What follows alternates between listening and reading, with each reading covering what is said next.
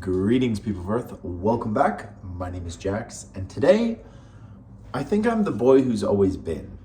I heard this quote in a country song, funnily enough, and I decided to take it out of context and then think about it way too much over the last week. So here is the final product of that overthinking, ADD riddled brain. I hope you enjoy.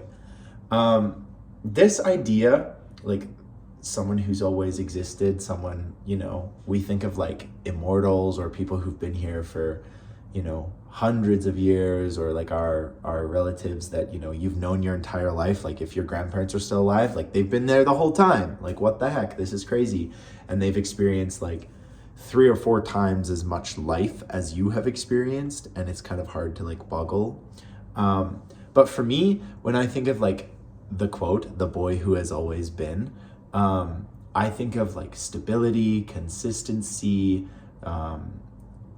someone who is always there, someone who is always ready to help or ready to support or pick you back up and that sort of thing. And I feel like in some of my relationships, not all of them, but in some of them, absolutely, I feel like I am always the boy who's always been, and the person that is always going to pick the person up or give advice or just be there.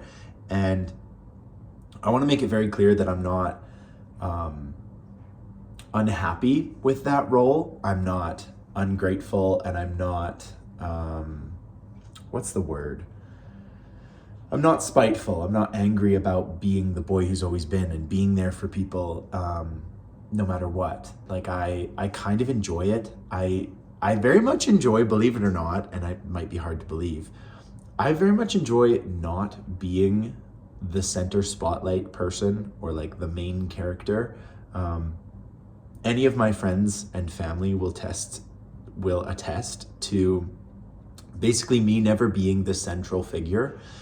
I can be one of the main figures, making jokes, trying to make sure that everyone gets along well, make sure everyone's having a good time, bring people that are like sitting off in the corner, like force them to come and join us and have a good time, whether they like it or not. I'm sorry, but that's just who I am. And so like, I exist. I am the person at the family gathering, making sure that my elderly grandmother is getting to be able to talk to every single grandkid. I'm forcing people into situations and saying, no, like you must do this. And when I'm doing that, and when I'm supporting a friend who's come to me with a problem or, something like that, it's almost like I don't feel like I'm me. I feel like I'm someone different. Like I'm sort of engaging in a higher purpose or something like that. And I know that sounds really weird, but it's basically like the Jax hat comes off and the let's help this person hat comes on, and it sort of assumes my whole role.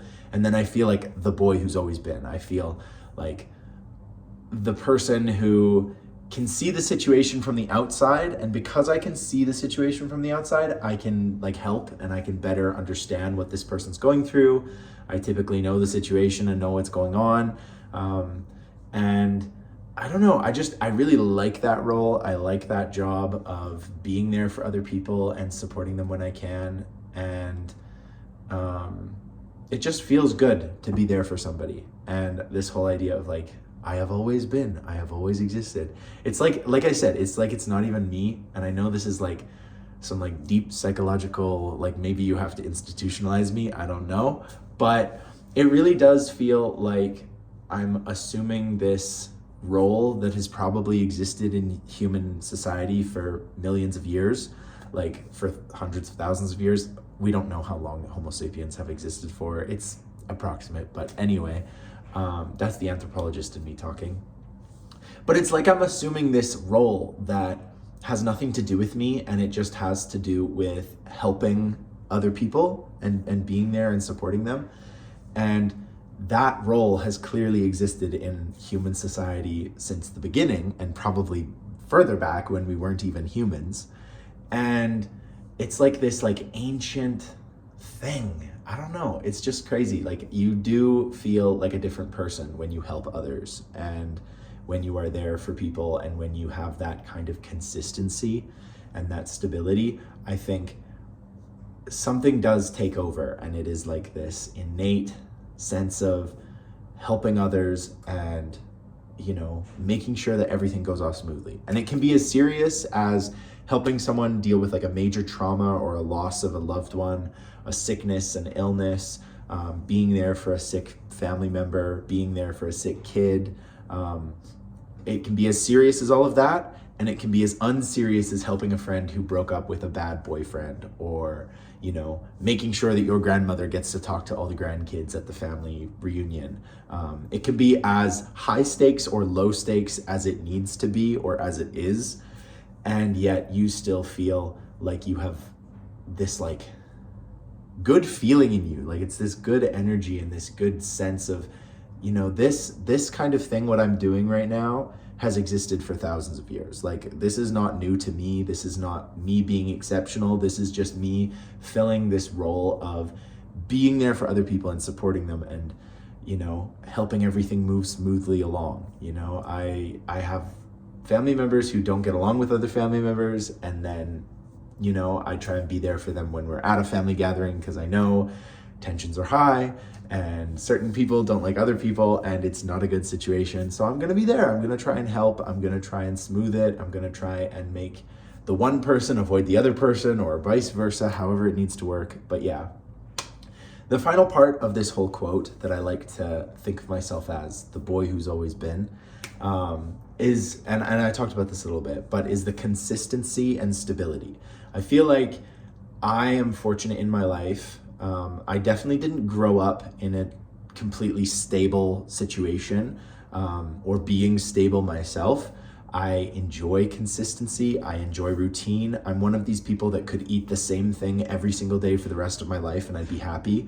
I'm one of these people that could do the exact same thing, go to the gym, go to work, you know, chat with some friends in the evening, go to bed. I could do that every single day for the rest of my life. I love routine. I love consistency. I don't have a problem with boredom. I can always find a way to occupy my time. However, I did not grow up with consistency and stability as like a main factor in my life. You know, my life involved like a lot of moving around, a lot of jumping country back to Canada and England. You know, it was not very consistent or stable. However, now in my late 20s, I can tell you that I have an incredibly high degree of consistency and control over my life. Obviously, none of us have full control over our lives. We get sick, we get hit by buses, like all kinds of things that we don't foresee happen. However, for a 28-year-old, I feel like I have my life fairly solved or figured out at this stage. That's not to say that tomorrow everything doesn't get completely turned around. And so I have, for the last probably 5-6 years, assumed this kind of dad role with a lot of my friends and even a lot of like family members and relatives and, you know, close people around me. And I have basically been like the anchor or the stability, and I'm not saying that to be like glib and superficial. Like in some cases I really have like talked friends down from incredible situations or just things that they should avoid and that I'm very glad they did avoid.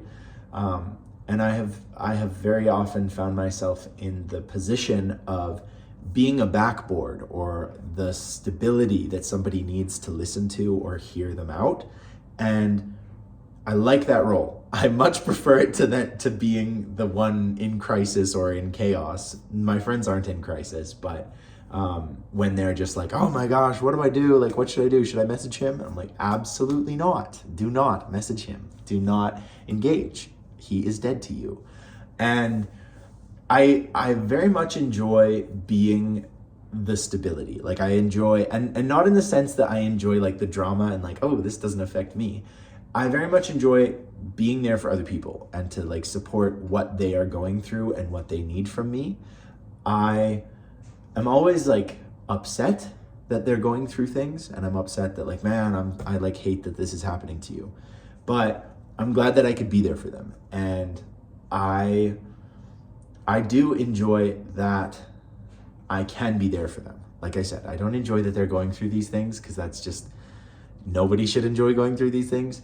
But if I can be there for them and I can be the boy who's always been, like I've always existed, I've always been the stable, person they can come talk to, I appreciate that. And then my hope is that one day I will not be the boy who has always been, and I will be the one in trouble or needing help or whatever, and that my friends will come to my rescue. And what an interesting day that will be. What an interesting conversation we will have. But until such time, I think everyone should try and be there for the people in your life.